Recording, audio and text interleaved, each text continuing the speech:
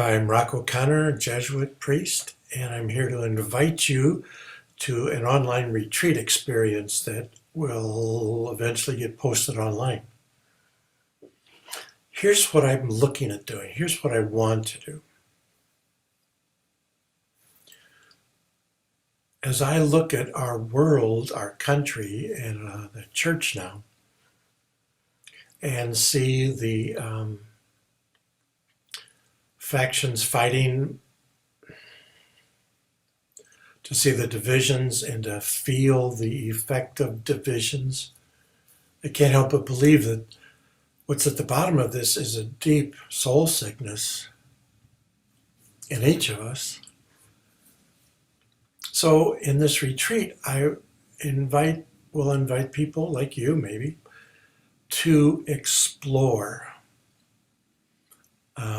I never thought I'd use spelunking or cave diving, going into deeper and deeper caves, as a metaphor for the spiritual life, but you got it. And here's what I mean by that, two ways. 20 years ago this year, at the NPM regional meeting in Omaha, I was privileged to give a presentation with one of the faculty at Creighton University's theology department, Dr. Wendy Wright, whose work is in spirituality, especially Salesian spirituality. We talked about how to do this.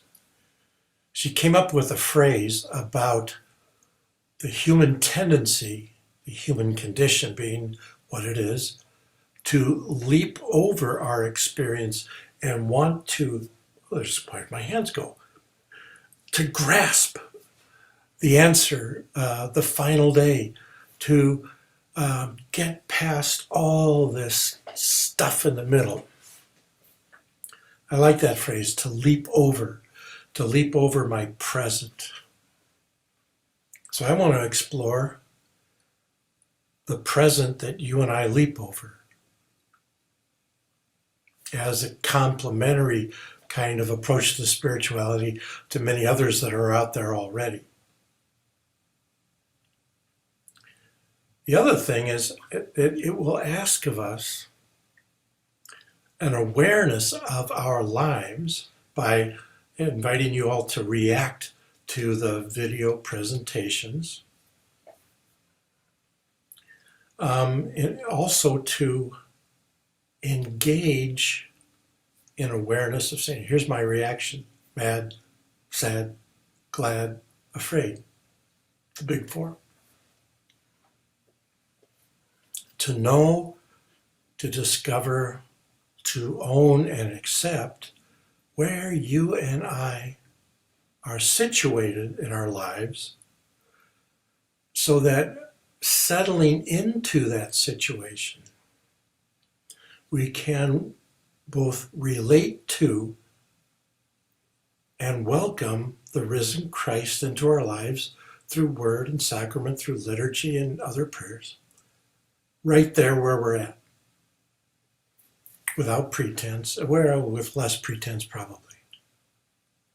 That's one of the goals. Awareness leads to acceptance, which does two things. It treats our experience that we discover there, for example, resistance to the word. I mean, just take the great word from Jesus about love your enemies. How do you like that? Noticing our reaction and how I'm situated before Christ in that word, I can resist, become aware of my resistance, and be engaged by the risen Christ. That's the way I'm looking at this thing. And then with acceptance of that, it gives me a relationship to that part of my life I've avoided for the longest time. Something to welcome and accept. If you know the Serenity Prayer, go there. That leads to timely action. Now what this is going ad intra. I'll also talk on the retreat about ad extra. With this supposition, I believe you and I have only one way to relate to God, myself, yourself, and others. Only one way to relate.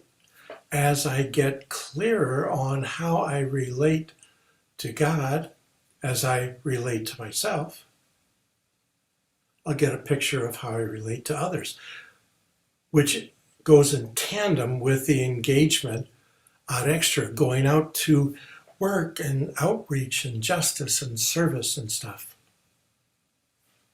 where I get to reflect on how my way of relating situates me in the world. So I'm going to end with this. I want to call this thing after a phrase in Latin. Hang on there. From Confessions by St. Augustine, because it's more succinct than the English. Noverim me, noverim te. That's pretty succinct. Noverim me, may I know myself, O God. May I know you, O God. Because with Augustine, in his Confessions, he wasn't just in there talking about all the dumb and nasty and mean things he did in his life. He was saying, oh God, when I was dumb and nasty and mean and selfish and self-serving and all that, you were with me. His confession of faults, of sins, served the purpose of praising God, who was always with him. He just didn't see it. The search inward, noverim me, oh God, may I know myself, is in service of noverim te, may I know you, O God. And it would serve in terms of knowing anybody else or all people. Self-reflection, you'd say.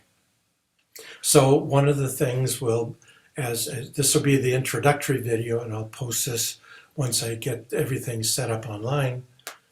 I'm going to ask for a price to join this dang thing. You could decide on that. Consider how you want to pray during Lent. And would you be willing to be addressed in those places, or to be invited to encounter Christ in those very places you or anybody else has avoided all their lives? So that's my story, and I'm sticking to it.